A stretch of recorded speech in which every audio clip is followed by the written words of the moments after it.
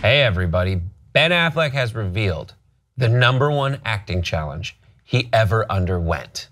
And it was, drumroll, kissing a guy. Okay, maybe it's not that cut and dry. Here's what happened. In a recent Paper magazine article, a anecdote told by Kevin Smith, the director of Chasing Amy, which is a movie about like trying to get a gay girl to kiss a straight guy, essentially. Ben Affleck, according to Kevin Smith, at one point said that the #1 acting challenge, and mind you, Ben Affleck is 20 years old at the time. He said the #1 acting challenge was a man kissing another man. And so this was related recently at an Outfest screening, and then it got into a Paper magazine article or something like that. And people kind of thought that it was recently told by Ben Affleck, like in an interview last week. It wasn't, but folks started going after Ben Affleck for this statement online, including Evan Rachel Wood, who is a bisexual actress. You might know her from Westworld. She said, "Try getting raped in a scene, also grow up, Ben. I'm sure he just thought it was a funny, but even jokes like that are damaging. And then also, you think us ladies kissing all the guys we kiss? Just because it's a straight kiss doesn't mean we enjoy it, and so, I don't know, what do you think about this? So Ben Affleck made that comment in '97 when he was like 24, he was 24. Yeah. I had to stop and think, okay, there's so many ways you can look at this, Brett. He's a straight male, so for a straight male, yeah, that for him to say that would make sense for him, especially in the back of the '90s. There wasn't a lot of homosexual, LGBT, homoerotic stuff that was really prevalent. You had to really, it wasn't as accepted as it is now. The Crying Game was a movie. Oh my God, yeah. The Crying Game is a movie about someone who is trans. Yes. And then a guy, I think he's straight. He is straight. And he falls in love with him. Right. And that was a huge thing. Like that took over the Oscars that year, essentially. Because the reveal in the shower of the transgender still having a penis was, I mean, I remember watching that back in the '90s and being like, what am I looking at? It blew my mind because again, back then, things of that nature were very clandestine and not at the forefront the way they are now. I remember a moment from that Oscars. Billy Crystal is a comedian. He hosted the Oscars a bunch of times throughout the '90s, and he always did like a musical number at the open, and the line was, "Those legs, those legs, those eyes, surprise, it's the Crying Game." And the surprise was a penis. Yeah. But yeah, so there was nothing like that back in the '90s. And if it slowly you got like Ellen. Right, there was and the same year, '97 coming out. Yeah, it became, so I mean, fast forward 20 years later, now it's just like, if there isn't something that's LGBT on TV, then it's a problem. Like, it's just so much more accepted. So when I read this, Brett, I was like, okay, well, Ben probably had a point, because I'm sure of him being a straight man, probably never having kissed another man, that was a challenge for him in his acting career. And that probably was something that he had to overcome as an actor. Yeah. And what was weird was when he said, "Now I'm a real actor," though. He told that to Kevin James in the conversation they had. Yeah. Now I'm a real actor, and it's like Kevin Smith. Kevin James. We're talking about King of Queens earlier. Right. Yeah. Kevin Smith. That he said now he's a real actor. So it's just And then Evan Rachel Wood. Her response, I feel. Okay, she's entitled to feel that way a little bit. Like what she says about, don't think that all straight kisses for us are tolerable.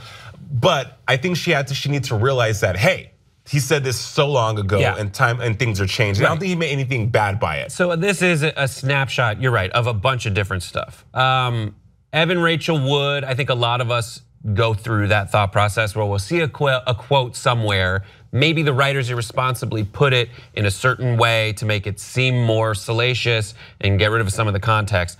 I found myself reading quotes and saying like, dude, grow up, thinking that someone said that recently.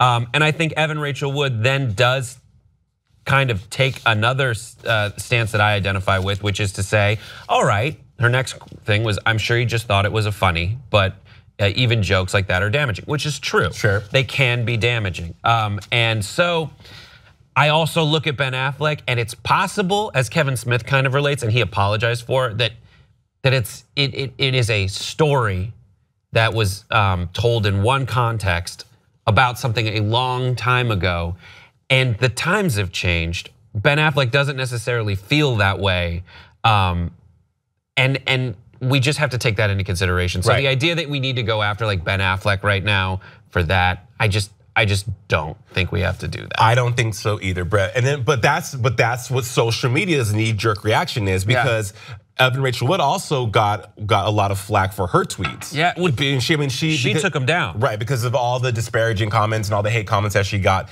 And then people are that don't like Ben Affleck and don't like his brother for things that have transpired over the last couple of years.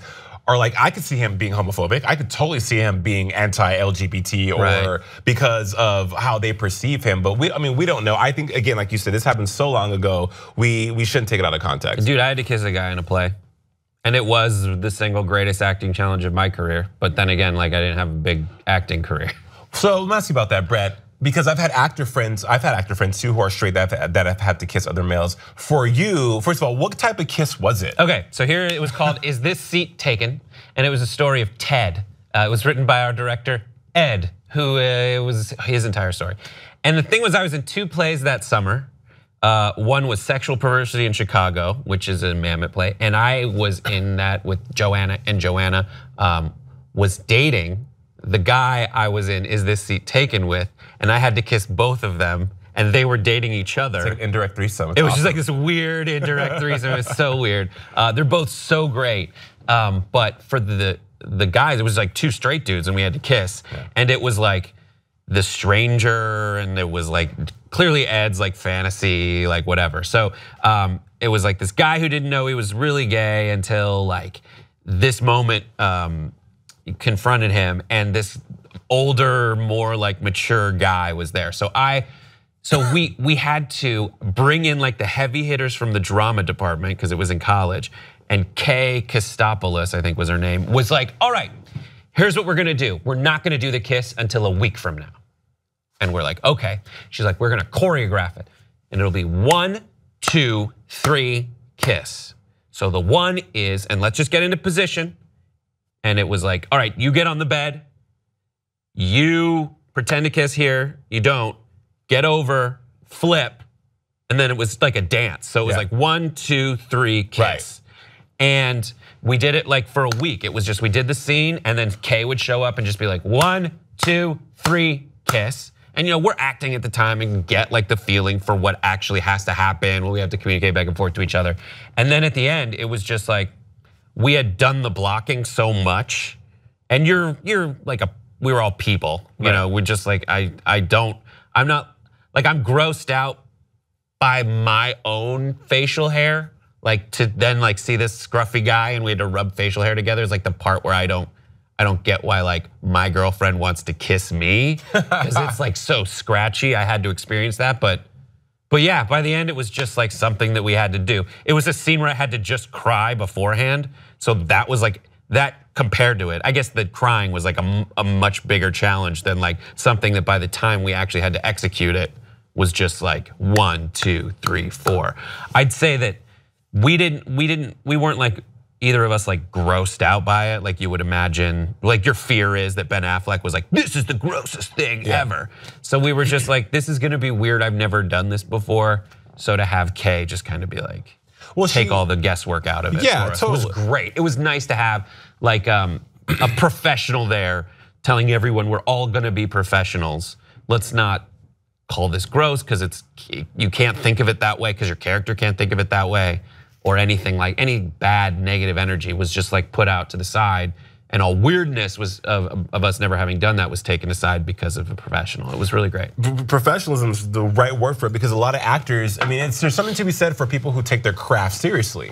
A lot of actors that when you want to work or you secure a role that requires, because there's a lot of actors on TV that are not gay that play LGBTQ friendly roles, and they have to, really go in and really give the audience a realistic portrayal of what the storyline is and what the character is supposed to be. So there's something to be said about actors that are willing to go there despite whatever their sexual orientation is in real life. It's a craft, you hone your craft.